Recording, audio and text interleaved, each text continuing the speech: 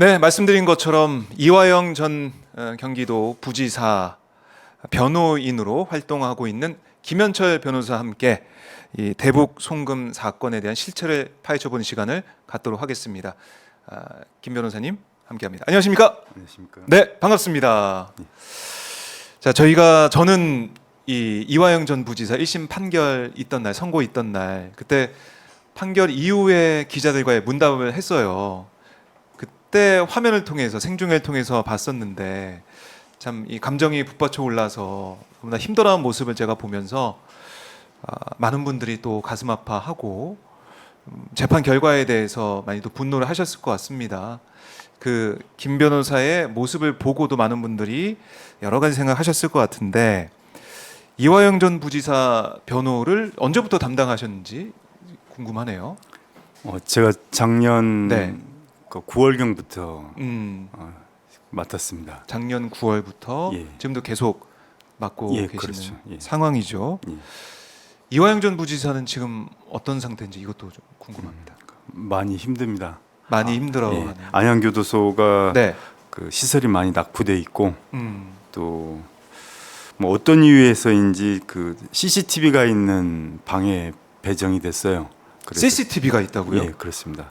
아주 작은 방이고 네. 또 워낙 오래돼서 그 변기에 그 때가 가득하다고 하더라고요.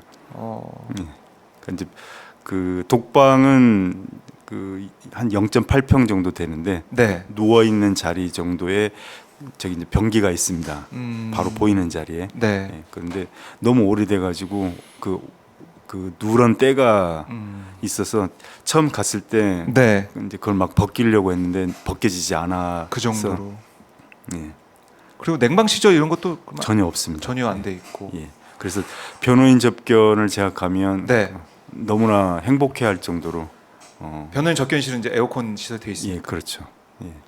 그 정도의 시설은 전 사동에 설치를 해도 무방할 것 같은데 네. 사실은 많이 안타깝습니다. 예, 수감 생활을 하면서 많이 고통을 받고 있다라고 하신 건데 이 쌍방울 이른바 이제 쌍방울 대북 송금 사건 본격적으로 살펴보기 전에 한마디로 이 사건의 핵심 이건 뭐라고 보십니까, 변호사님은? 쌍방울 대북 송금 사건은 진실입니다. 그렇지만 네. 이화영과 이재명의 대북 송금은 거짓입니다. 결국 검찰이 이화영을 매개로 해서 네. 이재명을 제거하기 위한 정치적 시도고 이것은 단지 이재명이 제거되는 것으로 끝나지 않을 것이고 다음 또 야권의 대권 주자를 향해서 또다시 이런 수사와 판결이 이어질 것이라고 생각합니다. 네. 이게 정말 말씀하신 그 의미를 평가를 핵심을 들어보니까 중요한 사건이다. 이 결과가 어떻게 나오냐에 따라서 특히 전체 민주 진보 진영에도 영향을 줄 수 있는 그런 사건이다. 이렇게 보시는 거군요. 예, 그렇습니다. 그래서 이 사건의 실체를 밝히기 위해서 이번에 책을 쓰셨어요. 예. 지금 가지고 나오셨는데 저도 지금 읽고 있는 상황입니다. 나는 고발한다. 이화영 대북송금 조작 사건의 실체. 제가 화면에도 지금 띄워드렸는데 보니까 벌써 이제 4세를 찍었다고 하고 오늘 보니까 교보문고 정치사회 분야 7위 베스트셀러에도 올라와 있습니다. 그만큼 이렇게 많은 분들이 관심을 가지고 있는 것은 이 사건의 실체가 뭔지 너무 궁금해하고 있다라는 것 같은데 나는 고발한다라는 이 책을 내게 된 계기 왜 나는 이 책을 쓸 수밖에 없었는지 이게 좀 궁금합니다. 예. 나는 고발한다라는 그 이 문구는 사실은 이제 그 이미 이전에 그 에밀 졸라가 사용했던 문장입니다.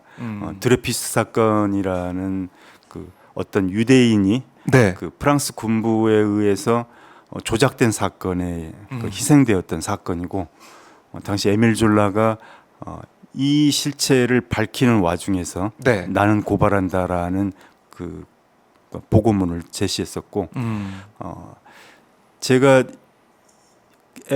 에밀 졸라의 그런 심정을 가지고 이 사건에 임했다는 그 뜻을 담기 위해서 제목을 넣었습니다.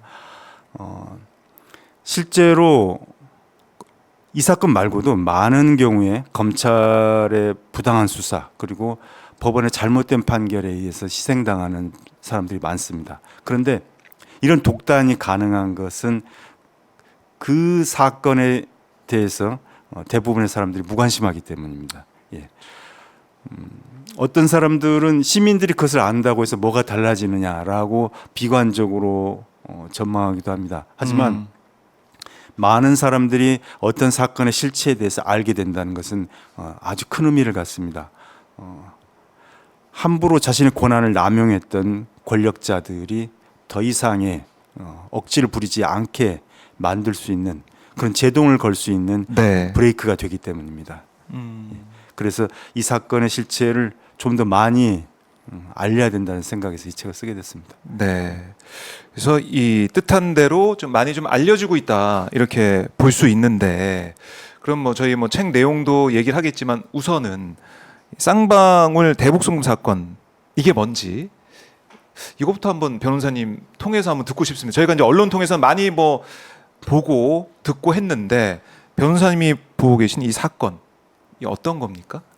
쌍방울 그룹이 2019년 5월 12일에 북한의 조선 아태위 그리고 민경련이라는 단체와 계약을 체결합니다. 네. 그 계약의 내용은 대단히 어마어마합니다.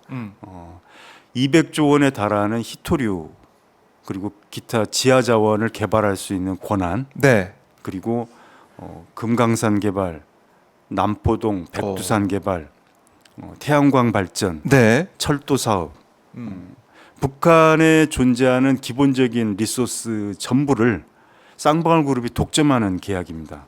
그래요. 예. 그런데 그 대금이 1억 불이에요. 1억 불 사실 큰 돈인데 네. 사실 따지면 허무맹랑한 액수입니다. 왜냐하면 예전 현대 아산이 금광산 개발로 체결했던 그 대금이 2,500만 불이에요. 그런데 이 계약의 내용에 비춘다면 4배밖에 안 되는데 아하. 여기는 금강산도 포함되어 있습니다. 네. 쌍방울의 계약에는. 아까도 얘기했듯이 희토류 200조 원 상당의 개발 권한, 어마어마한 북한에 존재하는 모든 자원을 그냥 쌍방울 그룹이 다 가지는 겁니다. 야. 사실은 그런데 예.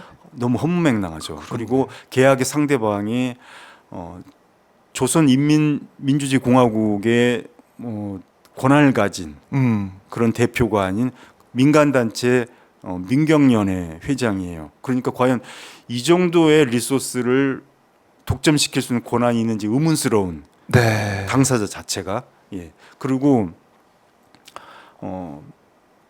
이런 내용 자체가 허무맹랑한데도 불구하고 일단 계약을 체결했고 이제 그게 계약금이 500만 불인데 네. 그런데 계약금이라고 표시되어 있지 않습니다. 그 계약서에는 계약금이 없어요. 아니 계약금이 없는 계약이 예, 있습니까? 그렇죠. 이게? 1억 달러에 해당되는 계약을 체결하는데 계약금이 없습니다. 대신에 스마트팜 비용을 운운하면서 그러면서 인도적 지원을 해달라고 하면서 500만 불을 제공합니다. 여기서 쌍방울 그룹이 그리고 김성태가 이 1억 달러를 조달하기 위해서 해외 펀드에 투자를 유치합니다. 그러면서 당시에 이 투자 계획에 그 관심을 가졌던 미국계 헤지펀드가 질문을 합니다. 네. 왜 민간 기업이 인도적 지원 사업을 하느냐고요. 아주 핵심적인 질문이죠. 민간 기업이 예, 계약금을 주면 계약금을 줬지 왜 인도적 지원 사업을 하느냐라고 아하. 질문을 합니다. 그래서 경기도와 같이 사업을 하고 있다라고 말을 하고 경기도와 함께 하는데 네. 그 대금을 쌍방울이 대신 지불하는 것이고 사업 기획, 아까 얘기했던 희토류, 관광자원 개발, 뭐 철도 사업 그리고 태양광 발전 사업 이 모든 것들의 기회는 쌍방울이 다 가진다라는 설명을 합니다. 상당히 모순되죠. 예. 그러게요. 예. 그런데 이제 아마도 제 생각에는 김성태는 이 계약이 자기 스스로도 허무맹랑하다고 생각했을 것 같아요. 그럼에도 불구하고 김성태는 이 계약이 체결되는 것으로도 사업이 성사되지 않고 계약만 체결돼도 이득을 얻을 수 있습니다. 뭐냐면 주가의 상승입니다. 주가의 상승. 그런데 당시 이 5월 12일자 계약을 체결할 때 이 계약을 비공개로 하기로 정해졌습니다. 납득하기 어렵죠. 네, 이게 정말 계약이 되는 게 얼마나 좋은 네, 호재입니까? 그렇죠. 근데 북한이 이걸 비공개로 하기로 하고 네. 나중에 평양에서 공개 합의서 체결식을 갖자라고 제기합니다. 사실은 돈을 2번 뜯어내려는 의도라고 봐야 되죠. 결국 그래서 김성태는 방북을 하려고 노력을 합니다. 5월 계약을. 12일 계약이 비공개이기 때문에 네. 이걸 오픈하지 못하니까 이걸 소재로 해서 주가를 띄울 수 없죠. 아하. 그러니까 북한에서 공개 합의서 체결식을 거쳐서 그러면 공개되고 그렇죠. 그게 그러면 북한에서 쌍방울 그룹과 북한이 이 많은 자원들에 대해서 독점적 계약을 체결한다는 사실 자체, 이것이 공개되는 것 자체만으로도 쌍방울 그룹의 주가는 엄청나게 뛰는 거죠. 그렇네요. 예, 그러니까 이게 김성태가 목표했던 바죠. 아, 예. 이게 핵심이다. 예, 쌍방울 대북송 사건의 핵심이다. 예. 그러니까 김성태 회장이 주가를 띄우기 위해서 계약만 공개적으로 되는 것만 나오면은 주가는 올라가니까 그걸 노린 그렇죠. 하나의 뭐 빌드업 과정이 있었다 이렇게 보시는 건데. 예.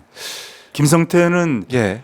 이 계약이 완전 이행될 것까지를 원하지 않는 거죠. 예.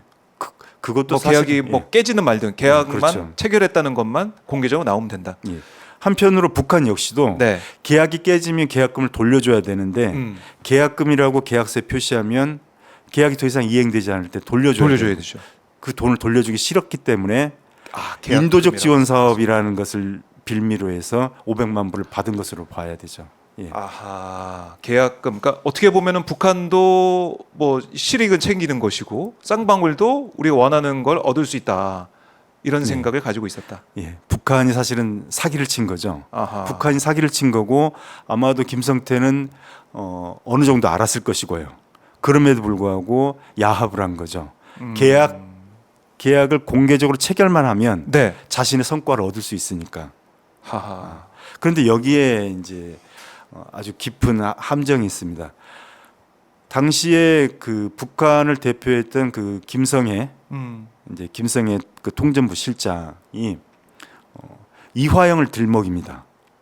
이화영이 북한의 스마트폰 사업을 해주기로 했는데 해주지 않았다라고 하면서 그걸 그 타박을 해요. 아, 왜 안 해주냐? 이렇게. 예, 그렇죠. 그러면서 네.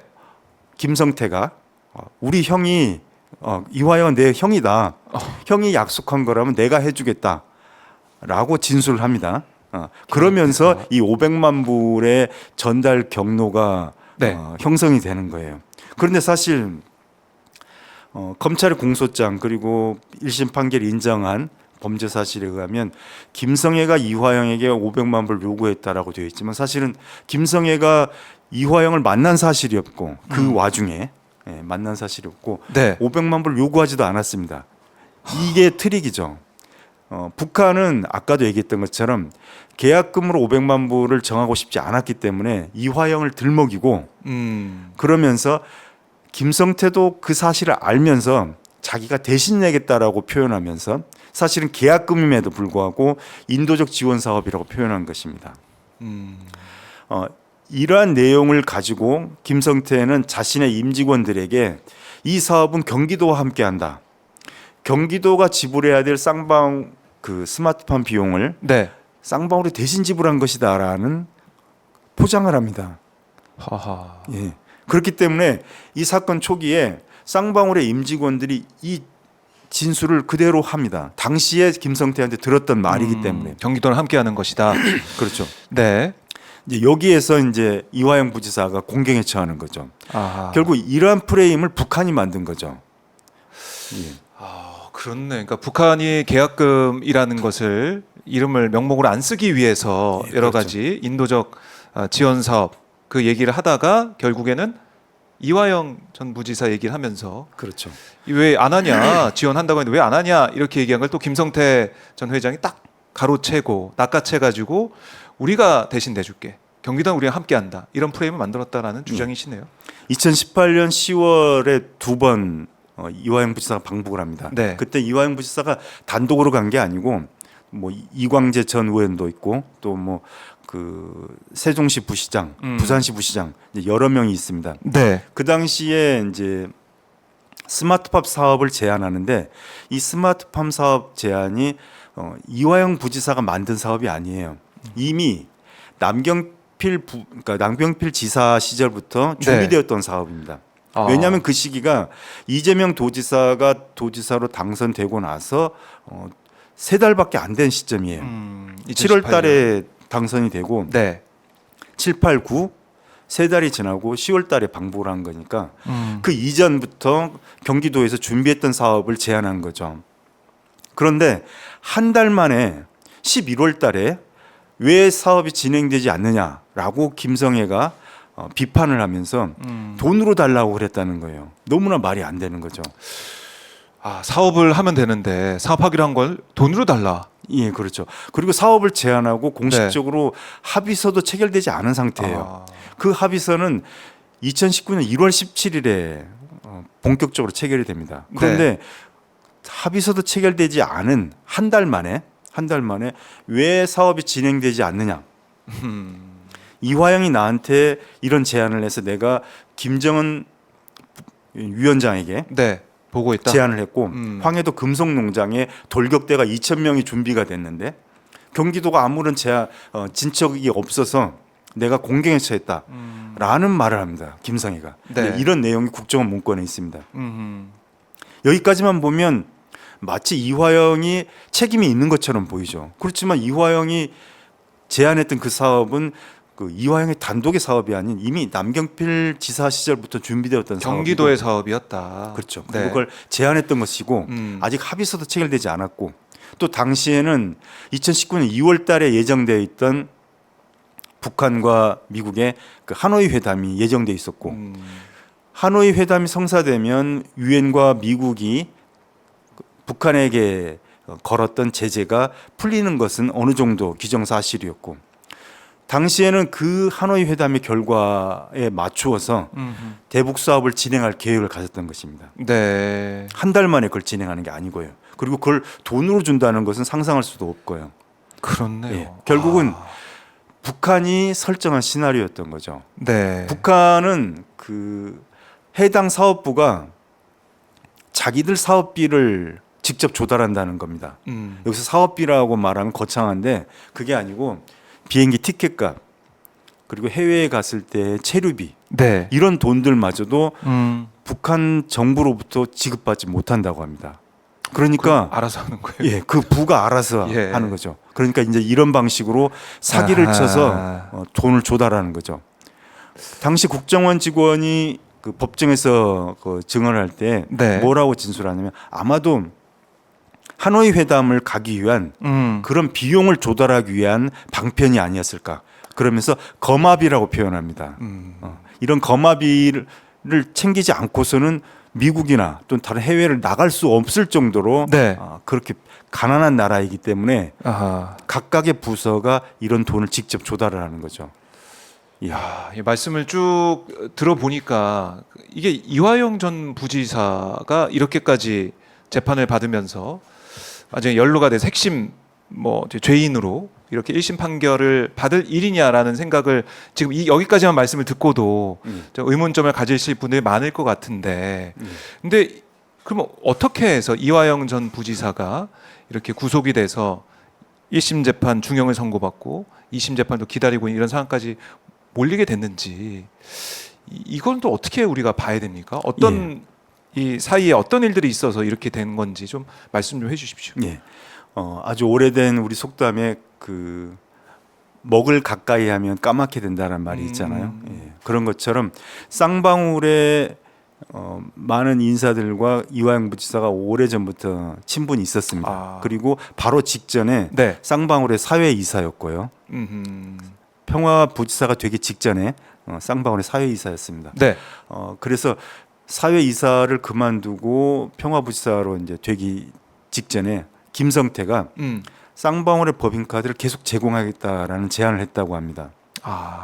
예, 그래서 그걸 거절을 했더니 그러면 쌍방울이 당시 문재인 정부에 대해 그 대관 작업을 할 수 있는 그런 사람을 소개해달라고 부탁을 했다는 거예요. 네. 그래서 이제 어떤 사람, 문 씨라는 사람을 소개를 해줬고 그 문 씨가 그 쌍방울의 직원으로서 그 카드를 받고 또 급여를 받았습니다. 네. 그런데 이 내용을 쌍방울 직원들은 자세히 모르니까 그 법인카드 내역에 이화영이라고 기록을 해놓은 거예요. 아. 예. 그러니까 이 내용이 이제 빌미가 된 거죠. 네. 그런데 실제 이 카드를 받은 사람은 이화영이 아니라 그 문 씨였던 것이고요. 처음 그 방용철 부회장은 체포됐을 당시에 네. 검찰이 당신은 그 카드를 누구에게 지급했느냐고 했을 때 문 씨라고 대답을 합니다. 그러다가 나중에 김성태가 체포된 이후에는 말이 바뀌어서 그 카드를 이화영에게 줬다고 말을 바꿉니다.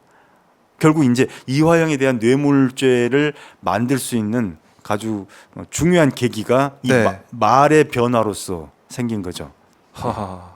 이제 이 진술의 변화가 이제 나중에 네. 그 이재명에게 이화영 부지사가 이 방북병을 덮어 씌우면서 이 진술이 바뀌는 정황이 발생합니다. 네. 조금만 더 설명드리면 예. 아까 얘기했던 스마트폰 비용 500만 불이 있고요. 그리고 300만 불이 더 있습니다. 방북 비용이라고 보통 표현하는. 네. 이재명이 북한에 가기 위해서 줬다. 대가로서 북한에 네. 줬다라는 방북 비용 300만 불. 사실 이건 아까 얘기했던 것처럼 애초에 2019년 5월 12일자 계약서가 그 비공개였기 때문에 나중에 평양에서 공개 합의서를 체결하기 위한 네. 그래서 김성태가 나 평양에 좀 가고 싶어요라고 그 대가로 지불한 돈이었습니다. 원래는 김성태의 방북 비용. 김성태 방북 비용이다. 그렇죠. 그런데 이제 검찰이 이 김성태의 방북 비용을 이재명의 방북 비용으로 진술하라라고 이화영을 압박을 하고 이화영이 그에 대해서 진술을 진술을 예. 합니다. 해죠. 예. 그러자 이 진술을 하자마자 어떤 변화가 생기냐면 김성태가 갑자기 법인카드를 누구에게 주었는지 헷갈린다고 말을 합니다. 예. 처음에는 법인카드를 이화영에 줬다라고 김성태가 진술했는데 네. 예. 방용철은 처음에 이화영이 아닌 문 씨에게 줬다고 했다가 바꿨고 김성태는 처음부터 이화영에게 카드를 줬다고 얘기했는데 네. 이화영 부지사가 방북 비용을 이재명에게 보고했다라고 진술을 하자마자 예. 일주일 뒤에 법정에 김성태가 나와서는 법인카드를 누구에게 주었는가라고 했더니 헷갈린다라고 말을 합니다. 그리고 다음에 얘기하겠다고 말합니다. 이거는 검찰과 이화영 부지사의 거래 조건이었습니다. 이재명에게 방북비용 대납 사실을 보고했다라고 진술을 하면 너의 다른 모든 죄를 무죄로 만들어주겠다라고 했던 거죠. 그 중에 핵심이 바로 예. 법인카드를 누가 받았느냐에 의해서 좌우되기 때문에 법인카드를 누구에게 주었느냐라는 검찰의 질문에 헷갈린다. 오늘은 그거 얘기하지 않겠다. 다음으로 미루겠다라고 말합니다. 예. 야, 그래요. 이게 참 이 시청자분들이 보시면서 어떻게 이런 일이 있을 수 있을까라는 생각을 하실 수밖에 없는데 그러면 사실은 이화영 전 부지사가 검찰 조사에서 진술을 했기 때문에 이재명 대표 방북 비용으로 이렇게 많이 좀 보도가 되고 이화영 전 부지사가 뭐 진술하면서 이 사건이 바뀌었다 이렇게 많이 보고 있는데 물론 나중에 그걸 또 뒤집긴 했지만은 왜 이렇게 이 진술을 했을까라는 아쉬움 이런 것도 좀 있을 것 같은데 시청자분들이 그게 아까 네. 말씀드렸던 북한이 설정한 시나리오 때문입니다. 북한이 애초부터 스마트폰 비용을 이화영이 제안했기 때문에라고 들먹이면서 계약금으로 하지 않고 인도적 지원 사업으로 요구를 했기 때문이었던 거죠. 북한의 그런 시나리오 설정에 힘입어서 김성태는 쌍방울의 대북 사업을 경기도와 함께 한다라고 자신의 임직원들한테 설명을 하고 네. 그리고 경기도가 줘야 될 돈을 쌍방울이 대신 준다라고 오래전부터 거짓말을 한 거예요. 그래서 쌍방울의 임직원들이 법정에서 그렇게 진술을 합니다. 그렇게 들었으니까. 예, 그렇게 들었으니까. 네. 당시에 이화영 부지사는 너무나 황당했던 거죠. 그때 이제 이화영 부지사는 모두 다 검찰로부터 교육받아서 그렇게 했다라고 이제 생각했다고 합니다.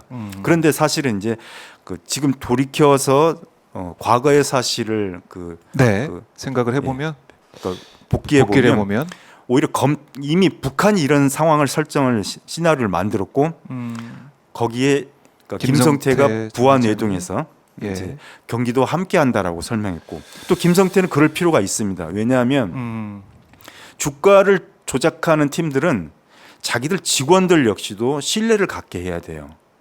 그래야지 그 직원 하나하나가 자기 지인들한테 설명을 합니다. 아하. 그렇죠. 믿을 만한 소스야. 그렇죠. 그럴 수 있죠.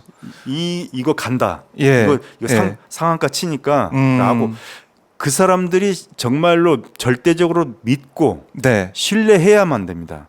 주가 조작의 보스는 자신의 부하들이 이 테마에 대해서 절대적으로 맹신하게 만들어야 돼요. 그 중요한 포인트가 경기도 부지사였던 거죠.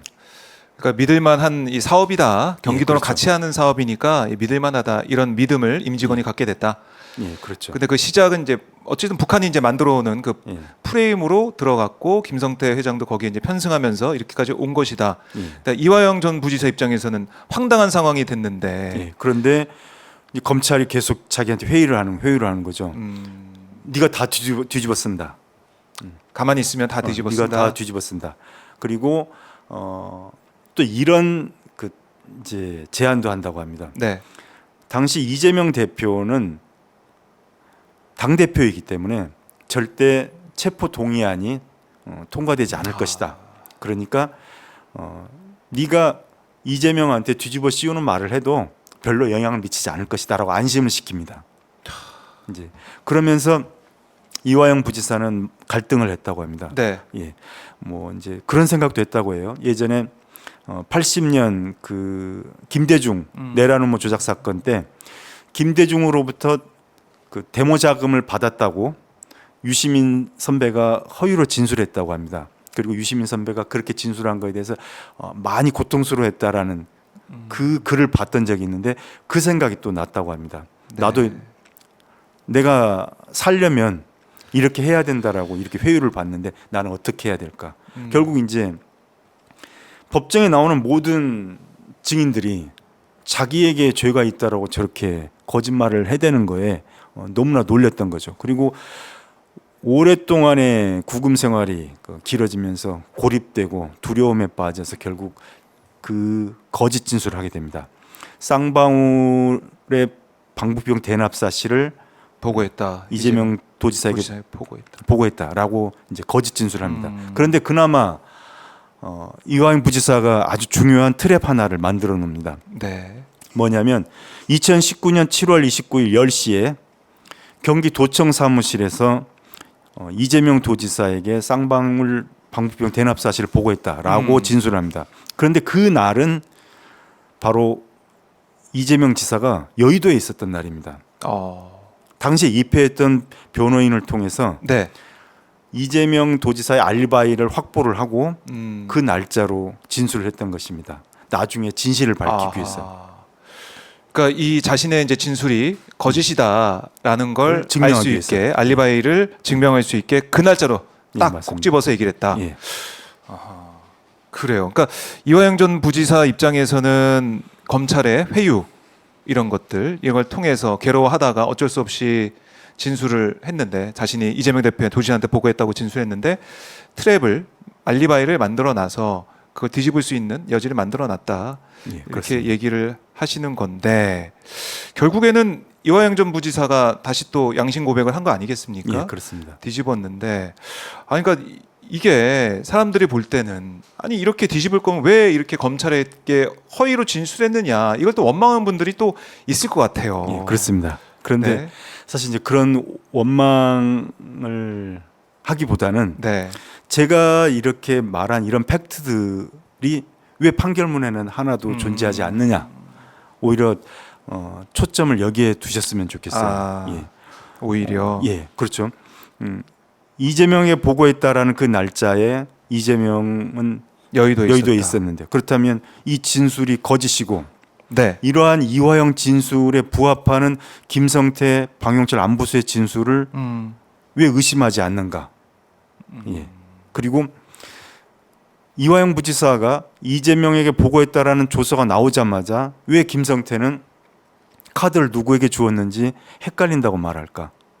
아무리 오래된 일이라 하더라도 네. 카드를 누구에게 주었는가라는 사실은 헷갈릴 만한 일이 아니거든요. 그렇죠. 예, 보통은 그리고 몇 차례 반복해서 법인카드를 이화영에게 줬다라고 네. 수없이 말을 해왔던 사람이 아하. 갑자기 이제는 헷갈린다라고 말을 합니다. 그 동기가 무엇일까? 그 동기는 아까도 얘기했던 것처럼 검찰의 거래 조건이 형성된 거죠. 네. 이재명에게 뒤집어 씌우는 말을 하게 되면 너의 이화영은? 죄를 풀어주겠다라고 했던 그 조건이 맞게 된 거죠. 그 회유의 증거다 이렇게 보시는 그렇습니다. 거네요. 예. 변호사께서는. 자, 그래요. 그러니까 재판으로 이제 들어가 보면 재판 1심 판결 그때 뭐 저희도 화면을 잠깐 보여드리긴 했지만은 상당히 지금 뭐 분해하셨다고 해야 되나요? 억울해하는 그런 부분들 저희가 볼 수가 있었어요. 1심 선고 있던 날 그 판결을 들으시면서 많이 이제 절망감을 느끼셨을 것 같습니다. 어떤 부분이 제일 좀 너무나 분하고 억울하셨는지 좀 궁금하네요. 아까도 제가 말씀드렸듯이 이화영 부지사가 검찰로부터 압박과 회유를 받았다라는 정황들이 그리고 그러한 팩트들이 네. 이 사건에 존재함에도 불구하고 이것에 대해서 모두 외면했다는 사실이었습니다. 재판부에서 외면했다. 예, 그렇죠.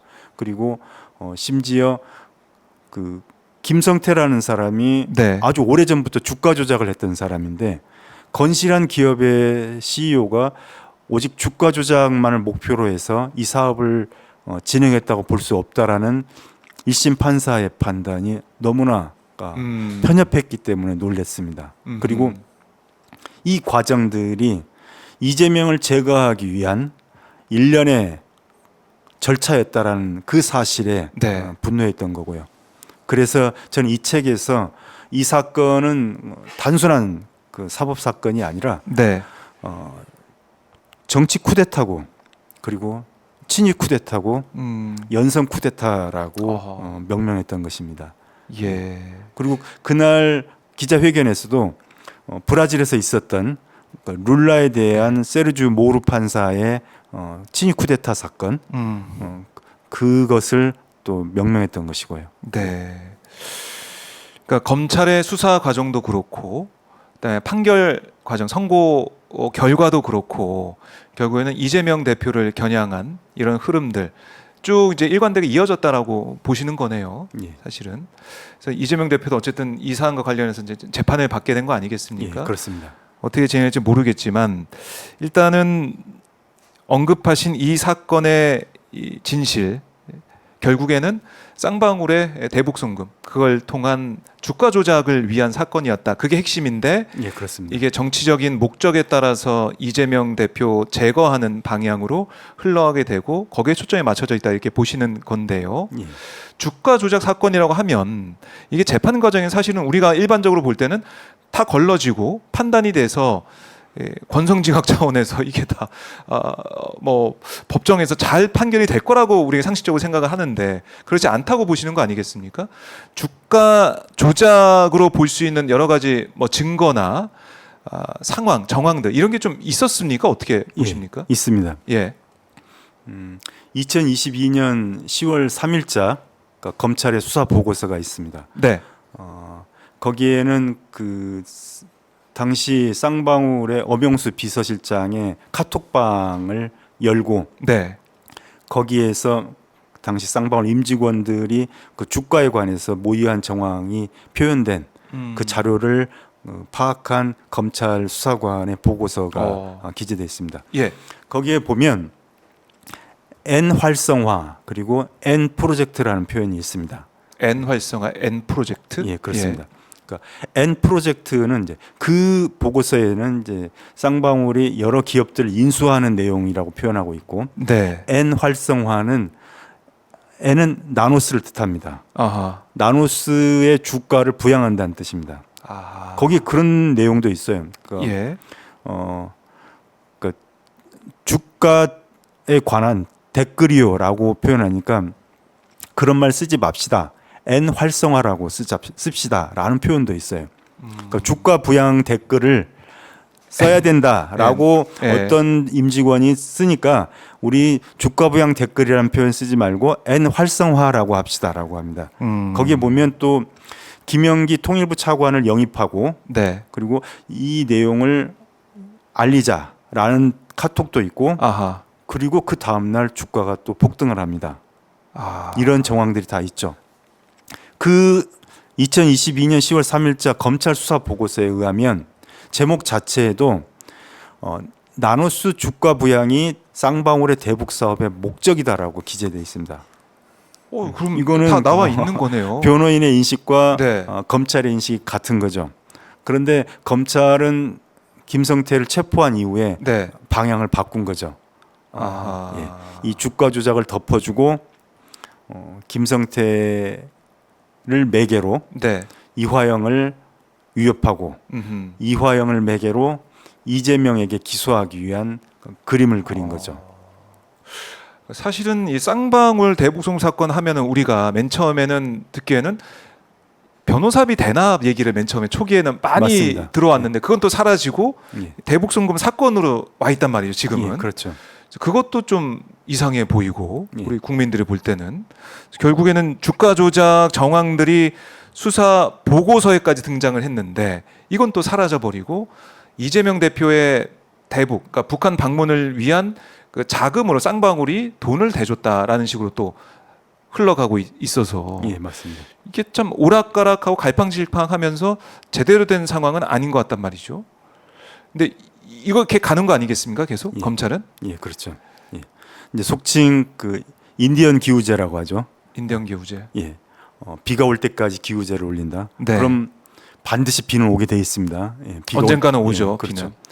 검찰의 수사가 바로 그런 형태로 이루어지는 거죠. 나올 때까지 나올 때까지. 그리고 나오지 않으면 만든다.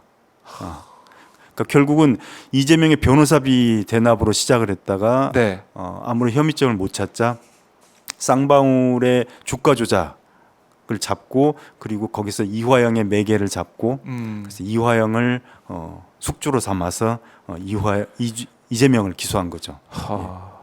참. 그러니까 지금 검찰의 여러 가지 이제 주장 이게 이제 항소심에서 어떻게 판단할지 모르겠습니다. 항소심은 지금 진행이 되고 있습니까? 어떻습니까? 1회 기일이 진행됐고 네. 22일에 제 2회 기일이 진행될 예정입니다. 지금 우리가 볼 때는 핵심 이슈가 리오남의 뭐 부재 그렇죠. 이게 어떻게 보면 핵심이다라고 많은 분들이 지금 보고 계신데 예, 어떻습니까? 예, 그렇죠. 항소심. 예, 리호남의 부재 이슈는 어떤 의미를 가지냐면 네. 지금까지 피고인 이화영의 변호인 측은 김성태의 진술이 거짓이다라는 것을 간접적으로만 증명했습니다. 이러이러한 상황이니까 김성태의 진술은 거짓일 수밖에 없다. 네. 예를 들어서 2019년 9월 6일에 이재명이 벌금 300만 원의 형벌을 받습니다. 이 벌금 300만 원의 형벌은 어떤 의미를 가지냐면 당시 도지사직을 박탈당하는 형벌이고 한편으로 향후 피선거권을 박탈당하는 형벌입니다. 결국 이재명은 대권 주자로서 나설 수 없는 그런 상황인 거죠. 그런 이재명을 위해서 2019년 12월 달에 방북 비용을 김성태가 줬다라는 것은 논리적으로 상응하지 않죠. 왜냐하면 예. 김성태는 장사꾼이란 말이죠. 거래 조건이 성립해야 됩니다. 네. 이 사람한테 돈을 베팅하려면 이 사람이 뭔가 나중에 커야 되는데 그럼요. 그런데 피선거권을 박탈당할 상황이었단 말이에요. 음. 저희는 지금까지 이렇게 간접적으로만 증명했죠. 네. 이러이러한 정황이 있으니까 김성태의 진술, 방북 비용을 대신 대납했다라는 진술은 거짓일 수밖에 없다라는 이런 간접적인 증명만 했었는데 드디어 김성태의 진술이 거짓이다라는 직접 증명을 할 수 있는 기회를 얻은 거죠.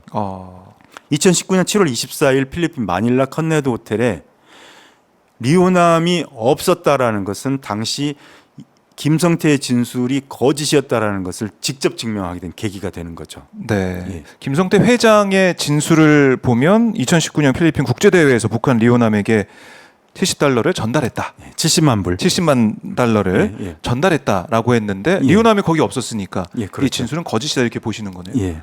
그런데 1심 때도 네. 1심 때도 당시 공식적 참가 인원이 북측이 6명이었다라는 사실은 저희도 알고 있었습니다. 그런데 한두 명 정도는 따로 올 수 있지 않을까 이런 생각을 했던 거고 지금 검찰이 그렇게 주장하고 있죠. 리오남이 있었다 그런 거죠. 따로 예, 왔다. 뭐 따로 왔다. 예. 예, 뭐 그렇게 주장을 하는 거고 음. 당시도 저희는 그렇게 생각을 했던 거죠. 왜냐하면 남측 대한민국의 사절단이 처음 개최한 당시에는 70명이었어요. 네. 그런데 실제로 참석했던 사람들은 158명이었고 예, 추가 인원이 있을 수 있지 않았을까라고 저희도 생각했던 거죠. 네. 상식적으로 그렇게 생각했던 거죠. 그런데 이게 상식이 잘못됐던 것이라는 걸 이번에 알게 된 거죠. 필리핀과 북한은 비수교국이어서 입국이 어려웠는데 그 사실 역시도 저희도 알고 있었죠. 네. 그런데 6명의 입국이 한번 거절됐었다는 걸 나중에 알게 된 겁니다. 이번에 알게 된 거죠. 북한 조선 아태이가 네. 그러니까 안부수의 아태엽에게 6명의 비자를 발급해 달라고 부탁을 합니다. 그리고 아태엽이 필리핀 외교부에 요청을 했는데 그걸 거절당합니다. 거절당하고 나서 네. 편법으로 네. 겨우 6명의 비자를 얻게 됩니다. 그 얘기는 추가 한 명이 발생한다는 게 불가능하다는 뜻이는 거죠. 예. 그 6명도 아주 어렵게 들어왔다는 거죠. 예. 예. 이 6명이 아주 어렵게 들어왔기 때문에 리오남이 추가로 입국했다라는 사실은 결국 검찰이 증명해야 되는 거죠. 실제로 불가능한 거죠. 예. 그래서 검찰은 뭐 가명으로 필리핀에 밀국했다 뭐 이런 주장도 하는 것 같은데. 뭐 주장이야 가능하겠지만 네. 아까도 얘기했듯이 증명을 해야 된다. 북한 국적자가 필리핀에 입국하는 것이 너무 어렵다라는 것을 저희가 증명했기 때문에 네, 네. 예. 편법으로 왔다는 예, 걸. 그 편법이 무엇인지는 이제 아직 제가 밝히지는 못하고 네, 네. 그 지금 법정에는 제출했습니다. 아하. 법정에 제출했고 그래서 아주 어렵게 들어왔기 때문에 그 한 명이 어떻게 들어왔는지를 검찰이 이제 증명해야 되는 거죠. 왜냐하면 리오남이 단지 없었다라는 것은 뭐 그냥 넘어갈 수 있는 팩트가 아닌 거죠. 이것은 네 가지 의미를 갖습니다. 네. 첫 번째, 70만 달러를 주었다는 그 주장이 깨지는 거죠. 방북 비용 300만 불 중에 70만 불이 깨지는 거고 그렇다면 방북 비용이 300만 불에서 230만 불로 줄어드는 게 아니고 방북 비용에 관한 이 주장 자체에 이 주장 전체의 신빙성이 의심되어야 된다는 것입니다. 김성태 전 회장의 예, 그렇죠. 주장. 예. 두 진술의 번째, 신빙성. 70만 불을 주고 나서 네.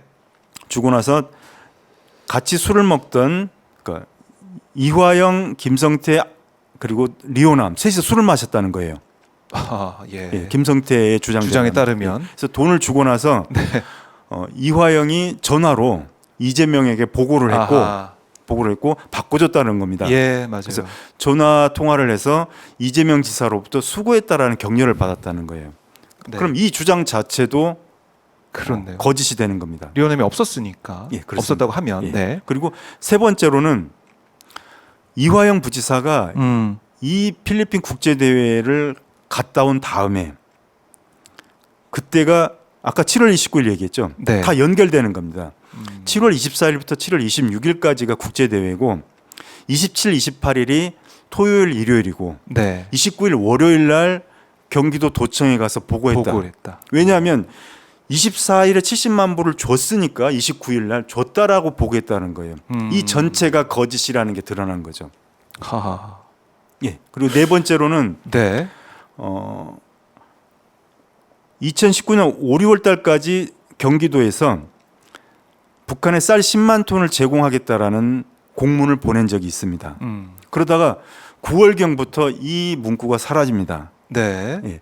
검찰은 뭐라고 주장하냐면 방북 비용이 7월 달에 지급이 됐기 때문에 경기도가 쌀 10만 톤을 지급할 필요가 없어졌다라는 거예요. 그런데 검찰의 이 주장도 깨지는 거죠. 그렇네요. 예. 다시 한번 말씀드리면 리오남이 없었다라는 얘기는 네. 방북 비용이 300만 불에서 230만 불로 줄어드는 게 아니고 음흠. 방북 비용에 관한 김성태 그리고 검찰의 주장 그리고 1심의 사실 인정이 네. 모두 깨졌다라는 것을 뜻하는 것입니다. 이거 이제 항소심에서 주요하게 다툴 거다라는 예. 말씀이시죠. 그렇습니다. 항소심 재판부가 어떻게 판단할지 모르겠지만은 이런 주장들, 이런 증거들, 이런 것들이 채택이 되고 받아들여져야 되는데 예. 사실 1심 재판을 보면은 이 변호인 측에서 여러 가지 제시했던 주장들 이런 게 거의 뭐 안 받아들여졌다고 볼 수밖에 없죠. 예, 뭐 외면했다고 외면을 예.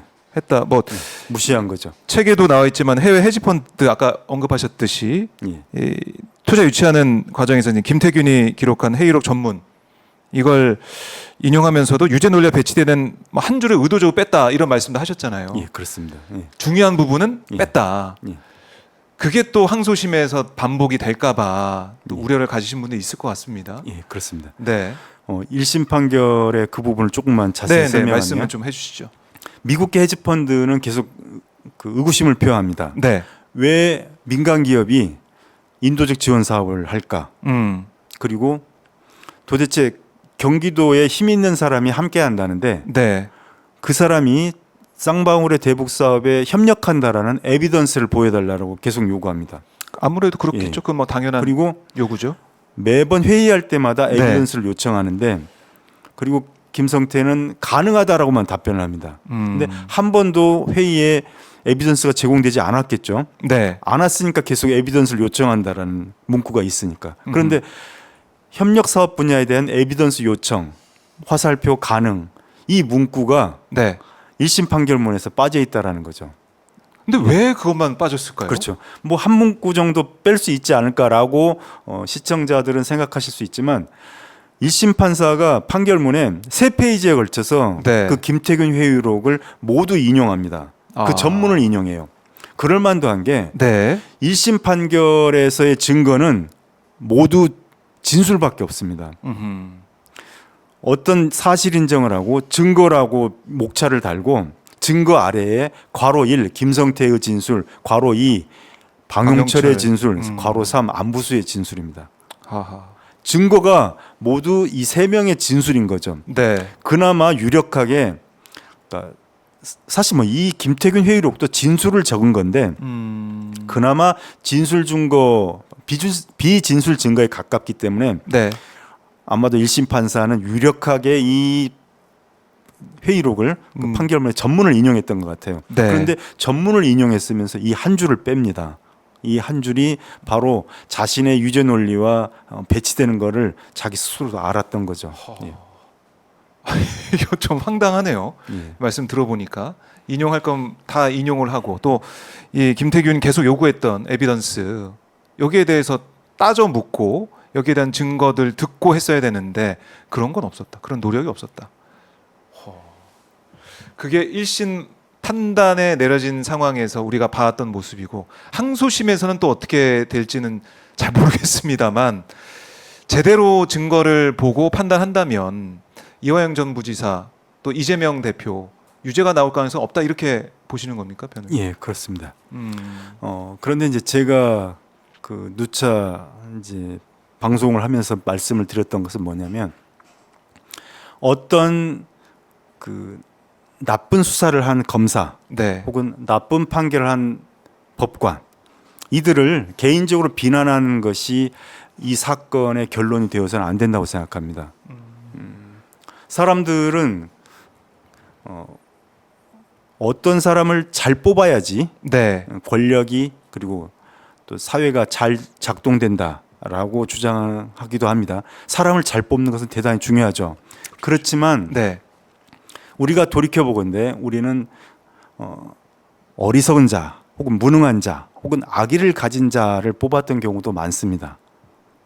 자, 그럴 때 그 사람들이 악의를 가진 자 혹은 무능한 자가 어떤 권한을 남용하는 것을 막을 수 있는 제도적 장치가 필요합니다. 예를 들어서 이 사건에서의 대표적인 그 제도적 보완이 두 가지가 문제됩니다. 수사 주체가 기소까지 하기 때문에 네. 이러한 문제를 밝히는 게 어려웠다고 생각합니다. 이런 사례를 들면 알 수 있습니다. 브라질 같은 경우에는 우리보다 사법 시스템이 더 후진적입니다. 네. 룰라에게 9년 6개월의 징역형을 선고한 세르지오 모루가 연방 판사라고 사람들은 기억합니다. 그런데 사실 세르지오 모루는 검사였습니다. 예. 그래요? 일명 라바자투, 번역하면 이제 세차 작전이라고 부르는 이 사건, 이 뇌물 사건을 수사했던 연방 검사였습니다. 브라질의 사법 시스템은 검사가 수사를 하고 나중에 자기가 기소를 하고 자기가 재판까지 합니다. 예. 그럼 마음만 먹으면은 그렇죠. 다 판단까지 쭉 내릴 수 있네요. 그러니까 악의적인 의도를 갖지 않고서도 네. 실수를 했다 하더라도 한 번 형성된 범죄에 대한 그 확증 편향은 재판에서도 깨트려지지 않는다는 거죠. 사실 그런데 이런 제도는 그 유럽에서 그리고 우리나라에서 그러니까 유럽의 경우에 프랑스 혁명으로 이미 깨진 제도입니다. 프랑스 혁명 이후에 이런 그 재판권과 기소권을 분리하는 그 개혁이 있었습니다. 네. 나폴레옹 치제법에 이것을 만들었고 이걸 그 규문주의에서 탄핵주의로의 그 개혁이라고 부릅니다. 그러니까 이미 200년 전에 그 서구 사회에서는 기소권과 재판권을 분리를 했습니다. 우리 역시도 지금 기소권과 재판권은 분리돼 있죠. 그렇죠. 지금 유럽과 미국은 다시 수사권과 기소권도 분리돼 있습니다. 왜냐하면 수사를 할 당시에 벌어졌던 수사의 오류 혹은 악의를 기소하는 자가 공판 절차에서 정정할 수 있는 기회를 가져야 되기 때문입니다. 우리는 아직 그 절차를 갖지 못하고 있는 거죠. 네. 이화영을 위협하고 그리고 허위 진술을 받아냈던 그 박상용 검사가 재판을 진행했습니다. 제가 9월 달에 첫 재판을 들어갔을 때 그때 공판 검사로 박상용 검사가 있었습니다. 저는 그 당시에 누가 누군지 몰랐으니까 네. 좀 몰라서 그 이후에 기록을 보고서 알게 됐는데 얼마 후에 박상용 검사는 해외 연수를 갔고 네. 그 이후에 공판 검사들 역시도 모두 수사를 했던 검사들입니다. 자기가 수사했던 자기가 저질렀던 오류와 유법을 네. 스스로 인정할 수 있는 사람이 있을까요? 없습니다. 그래서 주체를 분리하는 거죠. 예. 시스템적으로 그렇죠. 그렇게 바뀌어야 된다. 제도를 바꾸지 않으면 같은 오류는 또 반복할 수밖에 없습니다. 두 번째로는 이 사건 판결을 내린 법관이 저지른 독단입니다. 저는 모든 법원의 판사들이 이와 같다고 생각하지는 않습니다. 네. 예, 대단히 극소수의 법관들이 이러한 독단에 빠져 있다고 생각합니다. 그럼에도 불구하고 단지 나쁜 판사를 비난하는 것으로 결론 지어져서는 안 되는 거죠.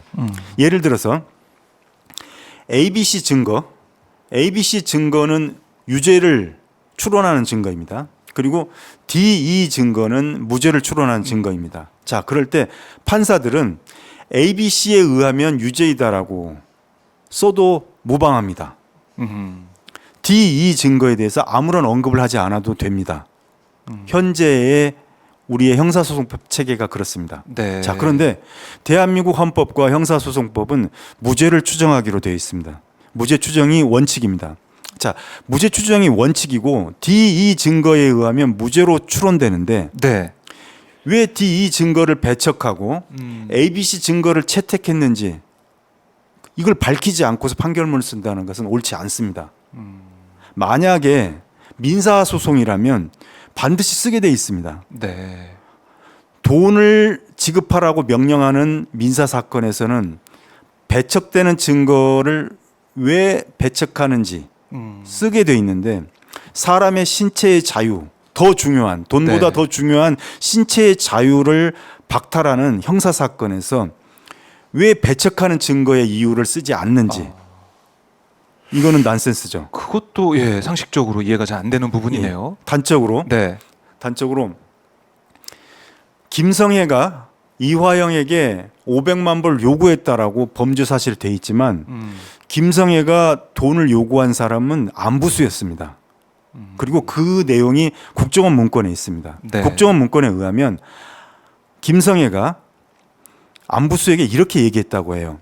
이화영의 말을 듣고 금속농장의 사업을 추진했는데 이게 진행되지 않아서 위원장님으로부터 핍박을 혼났다. 그래서 그러는데 200만 불이나 300만 불 정도를 좀 해달라라고 안부수에게 부탁을 합니다. 이 말을 들은 안부수가 돈을 부탁한 사람이 이화영이 아니고 국정원한테 부탁합니다. 이 돈을 해줄 수 있냐고. 국정원에게. 예. 왜 그러냐면 네. 당시 안부수는 김성애하고 친하다는 이유로 자신의 위치가 선정돼 있는 사람이에요. 만약 김성애가 북한에서 실각하게 되면 네. 자신의 지위도 같이 소멸하는 사람인 거죠. 따라서 김성애의 실각을 막아야 될 상황인 거죠. 그러자 국정원 직원이 네. 무슨 말도 안 되는 소리냐. 우리가 김성애하고의 관계를 중시해야 되지만 어떻게 국정원이 돈을 해주냐라고 말을 하니까 예. 이 안부수가 그 국정원 직원 앞에서 혼잣말로 그럼 쌍방울한테 부탁해 볼까라고 얘기했다고 합니다. 이것이 이 사건의 전모입니다. 하하. 김성애가 거마비를 뜯기 위해서 안부수에게 네. 얘기를 하고. 요구했고 네. 안부수는 이것을 쌍방울에게 했고 음. 이런 내용이 국정원 문건과 국정원 직원의 진술에 있는데 이 증거를 배척하는 이유를 전혀 쓰지 않은 아하. 거죠. 예. 아니, 그거는 좀 공정하지 않아 보이는데요. 왜 배척하고 왜 이게 이 진술이 잘못됐는지 얘기를 해줘야 그걸 듣는 국민들이나 재판에 참여한 사람들 이제 납득할 텐데 그런 게 없다. 예, 그렇죠. 그래서 제가 예. 제도적 개혁이 있어야 된다라는 거죠. 우리 형사소송법이 무죄를 추론하는 증거를 배척한다고 해서 그 배척하는 이유를 쓰지 않아도 됩니다. 그것도 좀 이상해. 예. 우리의 유죄 판결은 그 이유 설시의 내용이 아주 간략화되어 있습니다. 네. 아주 간단하게 쓰게 돼 있어요. 법관에게 편의를 부여한 거죠. 그래서 제가 이 책을 쓰면서 형사소송법 개정안을 제안을 했습니다. 네. 만약에 그 유죄 판결을 위해서 그 배척하게 되는 그 무죄의 이유를. 증거가 있다면 네. 반드시 그 이유를 설시해야 하게 한 의무를 법관에게 부여해야 된다. 네. 그렇게 해야만이 법관이 논리적 오류를 벗어날 수 있는 그런 법률을 제정할 필요가 있다라고 제가 이 책에 적었던 것입니다. 네. 그러니까 지금 이화영 재판이 진행이 되고 있고 이재명 대표 재판도 진행이 될 텐데 그 구체적인 내용 그것도 중요하고 우리가 생각을 해야 되지만 시스템적으로 제도적인 개혁이 없이는 이런 일이 그러니까 제2의 이화영, 제2의 이재명이 있을 수 있다. 그렇습니다. 보시는 거군요. 예. 중요한 의미를 담고 있는 그런 책 이번에 이제 발간을 하셔서 많은 분들이 또 사랑해 주시고 관심을 갖고 계신데 지금 재판도 재판이지만 시스템을 어떻게 바꿔 나갈 거냐 국회의 역할도 중요할 수밖에 없겠네요. 예, 네. 그렇습니다. 예. 알겠습니다. 저희가 오늘 긴 시간 말씀을 쭉 들어봤는데 재판 얘기도 재판 얘기고 시스템적으로도 바꿔야 될 부분들을 하나하나 짚어보면서 억울한 사람들이 없게 만드는 게 제일 중요한 어떻게 보면은 변호사 업무를 하시지만 제일 중요한 일인데 이 재판 결과 항소심 아까 리오남 부재 이게 이슈가 크다라고 말씀하셨지만 어떻게 좀 전망을 하시는지 이재명 대표 재판도 좀 어떻게 개인적으로 전망을 하시는지 이 말씀 좀 듣고 싶네요. 우선은 수원 고법에서 네. 무죄 판결이 내려지고 그 무죄 판결을 기초로 해서 결국 1심 판결도 다시 잘 진행되어야 되겠죠. 네. 그리고 마지막으로 제가 이 책의 맺은말 부분을 네. 읽는 것으로 제가 드리고 싶은 말씀 대신해도 될까요? 예. 그렇게 하시죠. 그렇게 예. 길진 않습니다. 네. 제가 말씀. 예. 아무래도 정리를 하셔가지고 꼭 하고 싶은 말씀을 예. 남겨 두셨으니까 예. 그 한번 듣고 오늘 저는 방송을 마무리하겠습니다. 예. 맺은 말입니다. 저는 이 사건을 맡기 전까지 이재명 대표에 대한 재판을 보면서 그가 개인의 운명을 당의 운명으로 치환시켰다고 생각했습니다. 그래서 이재명 대표 체제는 민주당의 역사에 큰 오점으로 남을 거라고 생각했습니다. 그러나 이 사건의 실체를 알게 된 순간 두 분 선배님에게 깊은 연민을 느꼈습니다. 얼마나 힘들었을까, 얼마나 억울했을까라는 공감이었습니다. 만약 이재명이 아닌 다른 사람이 민주당의 대통령 후보가 되었다면 사건의 표적은 그가 되었을 것입니다. 제가 이 글을 쓴 목적은 단지 이재명과 이화영의 무죄를 주장하는 것에 그치지 않습니다. 이 글은 사법 절차라는 합법적인 형식의 외피를 쓰고서 정당의 공정한 경쟁과 그를 통한 정권의 합리적 교체 가능성을 파괴한 검찰과 법원의 부당한 조치를 고발하는 것입니다. 그리고 이들을 막을 수 있는 최후의 힘은 오직 우리 국민들께 있다는 사실을 호소합니다. 마지막으로 여러분께 대한민국 헌법 제1조 제2항을 상기시켜 드립니다. 대한민국의 주권은 국민에게 있고 모든 권력은 국민으로부터 나온다. 피고인 이화영의 제1심 변호인 김현철 변호사 드립니다. 네, 변호사님 오늘 말씀 잘 들었고요. 저희가 또 재판 진행되는 과정에서 또 모셔서 말씀을 들어보도록 하겠습니다. 고맙습니다. 고맙습니다. 네. 자, 지금까지 김현철 변호사 만나서 말씀을 쭉 나눠봤는데요. 나는 고발한다. 이 책을 통해서 이화영 전 부지사 관련된 이 쌍방울 대북 송금 사건, 이재명 대표도 재판을 받게 된 사건인데요. 이 진실이 무엇인지, 또 앞으로 억울한 이런 사람들이 나오지 않기 위해서 우리 사법 체계가 어떻게 바뀌어야 되는지, 여기에 대해 김현철 변호사의 말씀을 들어봤습니다. 저희가 뭐 여러 각도로 해서 쌍방울 대북 송금 사건에 대해 여러분과 함께 알아보고 있는데요. 오늘은 변호인의 시각에서 또 재판 과정에서 어떤 일이 있었고 중요한 부분들이 뭐가 배척이 됐고 뭐가 외면을 당했고 또 앞으로 항소심에서의 쟁점은 무엇인지 하나하나 짚어봤으니까요. 여러분들 이 방송 많이 좀 알려주셔서 이 재판에 관심을 좀 많이 가질 수 있게 했으면 좋겠습니다.